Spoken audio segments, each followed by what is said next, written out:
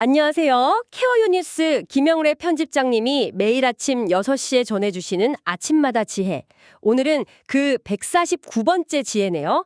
로봇이 만드는 새로운 세계, 우리에게 던지는 질문이라는 자료. 이걸 같이 좀 보려고 합니다. 네, 안녕하세요. 근데 이 자료 시작부터 숫자가 정말 놀랍던데요. 작년에 중국 공장에 설치된 로봇 수가 30만 대래요. 30만 대요? 와, 네. 전 세계 나머지 국가를 다 합친 것보다 많다는 거예요. 허.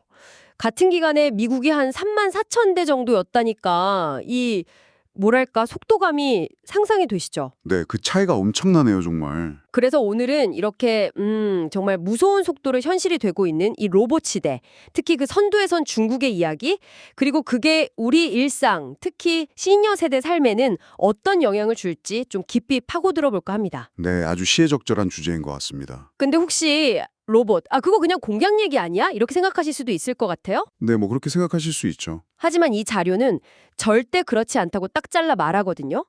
노동시장 변화는 기본이고 뭐 복지 혜택, 심지어는 미래의 돌봄 서비스까지 우리 생활 아주 가까운 곳에서 큰 변화가 올 거라고 이야기를 하고 있습니다. 맞아요. 생각보다 훨씬 더 우리 삶과 밀접한 관련이 있는 거죠. 자, 그럼 이 흥미로운 질문 속으로 한번 들어가 볼까요? 네, 좋습니다. 아까 말씀드린 그 중국의 로봇 도입 속도 30만 대. 이 숫자가 참 압도적인데 네, 그렇죠. 단순히 뭐 시장이 크다 이걸로는 설명이 좀 부족한 것 같아요. 너무 폭발적이잖아요. 맞습니다.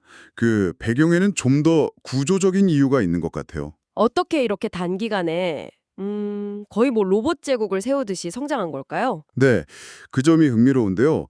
이 자료를 보면 이게 그냥 갑자기 된 게 아니라 중국 정부 차원에서 아주 오랫동안 준비해온 제조업 자동화 전략의 결과라고 분석하고 있거든요. 정부 전략이 있었군요. 그렇죠.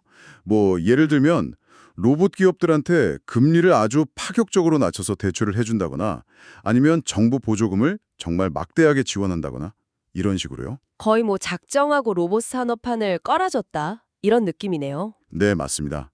생태계 자체를 조성해 준 거죠. 근데 그런 돈 문제만으로 기존에 로봇 잘 만들던 나라들 있잖아요. 뭐 일본이나 독일 같은. 네, 기술 강국들이죠. 그런 나라들을 단숨에 따라잡고 이제는 뭐 생산량에서 압도한다. 이게 가능한가요? 기술 격차는 어떻게 그렇게 빨리 극복했을까요? 그게 아주 중요한 포인트입니다. 물론 처음에는 기술 격차가 있었죠. 그래서 중국 정부가 뭘 했냐면 자국 기업들이 해외 기술 기업들을 인수하는 걸 엄청나게 지원했어요. M&A죠. M&A로 기술을 사들였군요. 네, 그렇게 기술이랑 노하우를 빠르게 흡수한 거죠.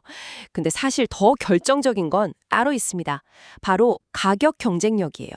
규모의 경제를 통해서요. 가격이요? 얼마나 싸길래요? 이 자료에 되게 재밌는 비교가 나오는데요. 중국산 기본형 휴머노이드 로봇 있잖아요. 사람처럼 팔다리 있고 움직이는 거. 네네. 그게 가격이 약 6,000달러. 우리 돈으로 한 820만 원 정도? 네, 820만 원이요? 휴머노이드가요? 네. 이게 얼마나 대단한 거냐면 혹시 그 미국 보스턴 다이내믹스 로봇 아세요? 막 뛰고 점프하고 그러는 거. 알죠. 유튜브에서 많이 봤어요. 네, 그게 성능은 엄청나지만 가격이 뭐 수억 원대거든요. 그래서 연구소나 아주 특수한 데에서나 썼는데 그렇죠. 비슷한 형태의 로봇이 이제 1,000만 원도 안 한다. 이건 뭐 로봇이 실험실이나 공장 담벼락을 훨씬 빨리 넘어올 수 있다는 신호탄인 거죠. 와, 1,000만 원 이하 휴머노이드라니. 그건 정말 생각보다 훨씬 빠르게 로봇이 우리 옆에 오겠네요. 그렇죠. 가격 장벽이 확 낮아지는 거니까요. 좀 더 복잡한 작업하는 정교한 모델들도 마찬가지예요. 한 8만 달러, 우리 돈으로 한 1억 900만 원 정도 한다는데 그것도 사실 다른 나라 제품에 비하면 싼 거겠네요. 네, 훨씬 저렴한 편이라고 합니다. 이런 압도적인 가격 경쟁력이 중국 시장뿐만 아니라 전 세계적으로 로봇 도입 문턱을 낮추고 확산 속도를 막 빠르게 만드는 핵심 요인인 거죠. 와, 정말 놀랍네요. 가격 파괴 수준인데요. 근데 이렇게 막 로봇 얘기 들으면 흥미롭긴 한데 여전히 저희 청취자분들, 특히 시니어 세대분들은 그래서 그게 나랑 무슨 상관인데 하실 수도 있을 것 같아요. 네, 맞아요. 가장 중요한 질문이죠. 이 자료는 그 연결고리를 어떻게 설명하고 있나요? 네, 바로 그 지점을 이 자료가 집중적으로 파고들고 있습니다. 그래서 이 큰 변화가 나와 무슨 상관인가? 이 질문에요. 크게 한 세 가지 측면에서 이야기하는데요. 네. 첫 번째는 역시 가장 직접적으로 와닿을 수 있는 노동시장의 변화입니다. 일자리 문제군요. 그렇죠. 공장 자동화는 뭐 말할 것도 없고 서비스 로봇, 물류 로봇 이런 게 많아지면 일자리 지형이 크게 바뀔 거라는 건 다들 예상하잖아요. 네, 그렇죠. 특히 좀 단순하고 반복적인 업무는 로봇으로 대체될 가능성이 높죠. 이게 젊은 세대한테도 문제지만 은퇴 후에 다시 일을 찾으시거나 계속 경제 활동을 하려는 시니어 분들께도 직접적인 영향이 있을 수밖에 없어요. 재취업 시장에서 경쟁 상대가 달라질 수도 있겠네요. 그렇죠. 근데 여기서 중요한 게 그냥 일자리가 다 없어지는 건 아니라는 점이에요. 자료에서도 강조하는데 로봇을 잘 관리하고 고장 안 나게 유지 보수하고 또 로봇이 모으는 그 많은 데이터를 분석하고 운영하는 그런 새로운 역할들이 중요해질 거라는 거죠. 로봇과 같이 일하는 능력이 중요해진다. 바로 그겁니다.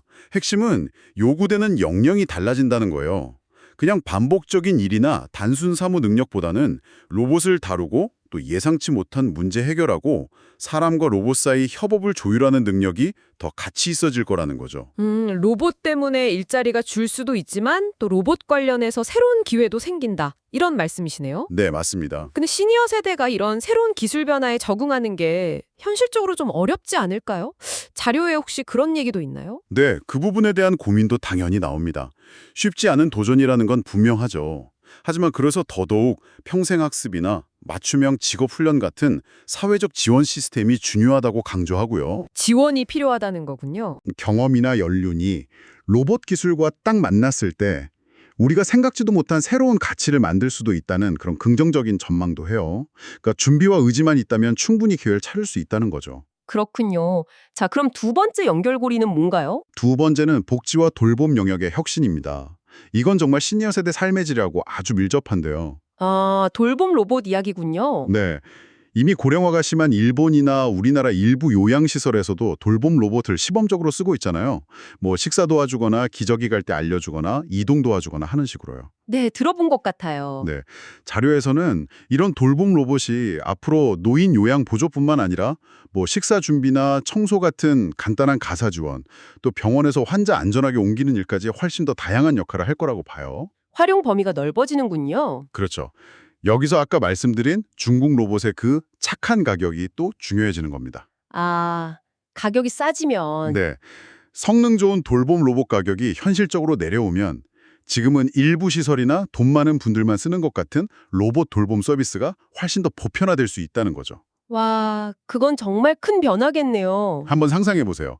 가까운 미래에 혼자 사시는 어르신 댁에서 로봇이 아침마다 약 챙겨드리고 간단한 식사 차려주고 멀리 있는 자녀랑 영상통화 연결해주고 심심하실 땐 말벗도 데워주고 음악도 틀어주고 영화에서나 보던 장면인데요. 이게 더 이상 영화가 아니라 기술 발전이랑 가격 혁신 때문에 진짜 현실이 될 수 있다는 거예요. 이건 그냥 편리함의 문제가 아니라 시니어분들의 독립적인 생활, 존엄성, 정서적 안정감 이런 삶의 질과 직결되는 아주 중요한 문제입니다. 네, 확실히 돌봄 로봇이 그렇게 보편화된다면 많은 분들께 큰 힘이 되겠네요. 특히 요즘 돌봄 인력 부족하다는 얘기 많이 나오는데 그렇죠. 대안이 될 수도 있겠죠. 그럼 세 번째 연결고리는 무엇인가요? 세 번째는 조금 더 큰 그림인데요. 바로 국가 경쟁력의 문제입니다. 국가 경쟁력이요? 네, 중국이 로봇을 단순히 많이 쓰는 걸 넘어서 로봇 만드는 기술 자체에서 세계 최고가 되려고 하는 건 그냥 돈 때문만은 아니에요.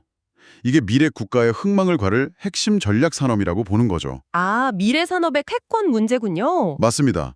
로봇 기술을 먼저 잡고 이걸 사회 전반에 잘 적용하는 나라가 앞으로 세계 경제나 산업 지도에서 압도적인 우위를 가질 거라는 판단인 거죠. 그게 우리랑 무슨 상관이 있을까요? 이게 결국 세계 무역 질서나 국가 간 힘의 균형까지 바꿀 수 있는 문제거든요.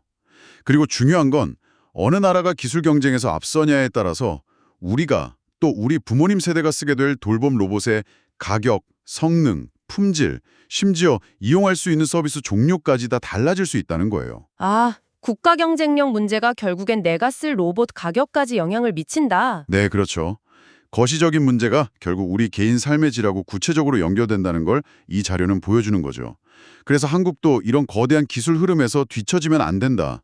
국가 차원에서 더 적극적으로 투자하고 정책적으로 지원해야 한다. 이런 점을 시사하는 겁니다. 와, 국가 경쟁력 이슈가 단순히 그냥 뉴스에 나오는 얘기가 아니라 당장 내가 받을 돌봄 서비스 질과 가격에까지 영향을 미친다고 하니 훨씬 와닿네요. 네, 그런 관점에서 볼 필요가 있습니다. 로봇이 가져올 편리함, 생산성 향상, 특히 돌봄 분야에서의 긍정적인 변화, 이런 건 분명 기대가 됩니다.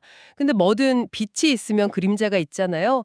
이 자료 역시 로봇 시대의 이면, 우리가 좀 조심해야 할 문제나 위험 같은 것도 경고하고 있는 것 같아요. 맞습니다.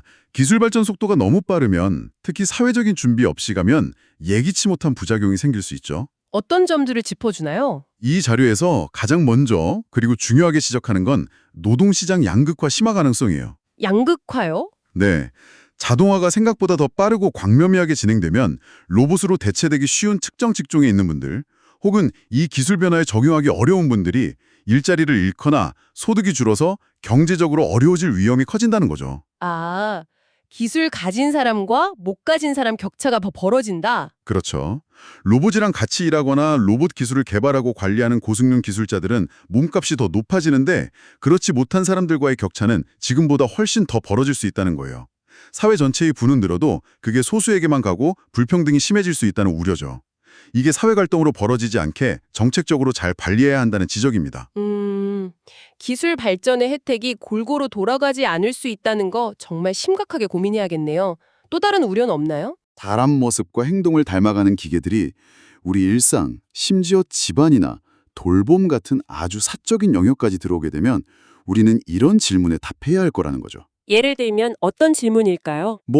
인간만이 할 수 있는 고유한 역할과 가치는 과연 뭘까?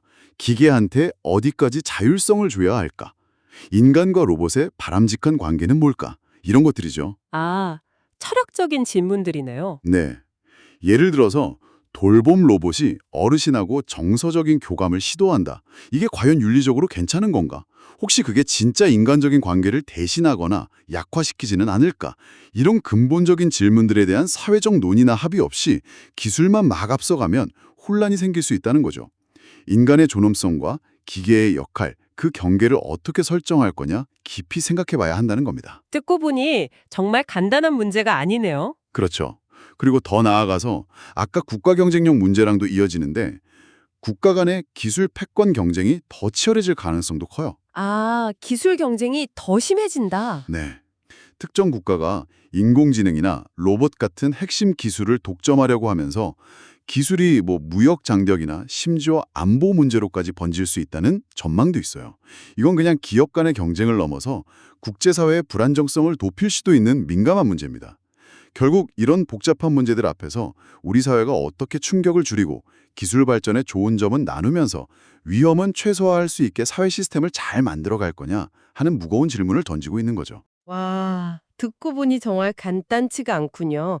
일자리 불평등 심화 가능성, 인간 정체성에 대한 고민, 국가 간 기술 경쟁까지 로봇 등장이 우리 사회 전체에 던지는 질문의 무게가 상당하네요. 네, 그렇습니다. 그럼 우리는 이 거대한 변화 앞에서 그냥 막연히 두려워하거나 그냥 지켜만 봐야 할까요?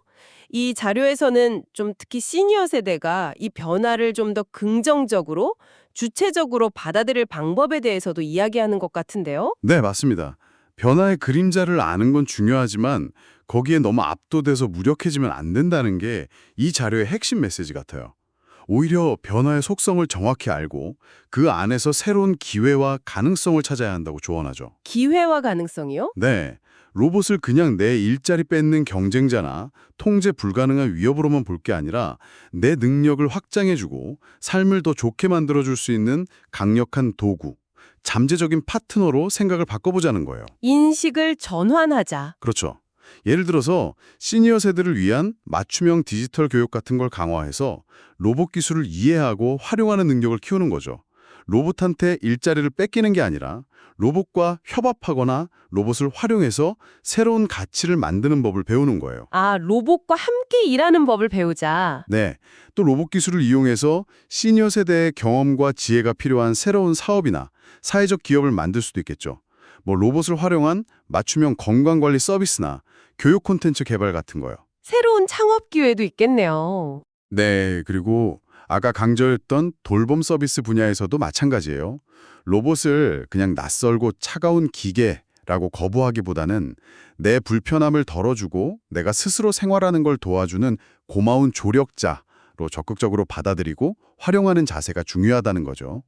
로봇을 조력자로 받아들이자. 네, 그렇게 해서 시설이나 다른 사람 도움에 대한 의존도를 낮추고 더 주체적이고 활기찬 노후를 보낼 수 있다는 긍정적인 측면을 강조합니다. 그렇군요. 결국 이 모든 이야기를 꿰뚫는 핵심 메시지는 로봇이 이제 더 이상 공상과학 소설 속 존재나 공장의 특수 장비가 아니라 점점 우리 일상 속으로 깊숙이 들어와서 인간의 동반자 같은 역할까지 할 가능성이 커지고 있다는 현실을 받아들이자는 겁니다. 네, 현실 인식이 중요하겠네요. 물론 그 과정에서 풀어야 할 기술적, 사회적, 윤리적 문제들이 많지만 가장 중요한 건 결국 우리가 이 피할 수 없는 거대한 변화를 어떤 태도로 마주하고 미래를 위해 뭘 배우고 준비하느냐에 달려있다고 이 자료는 힘주어 말하고 있습니다. 네, 오늘은 케어 유니스 김영래 편집장님의 아침마다 지혜 1049 자료를 가지고 중국을 중심으로 한 로봇 산업의 놀라운 성장과 그 영향, 특히 시니어 세대의 일자리, 복지,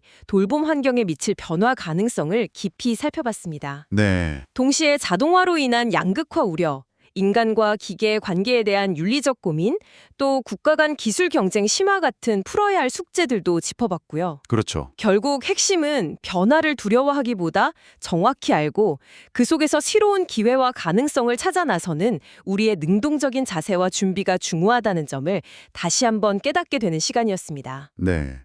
오늘 나눈 이야기들을 마무리하면서 청취자 여러분께 마지막으로 한 가지 좀 생각해 볼 거리를 던져드리고 싶습니다. 네, 어떤 걸까요?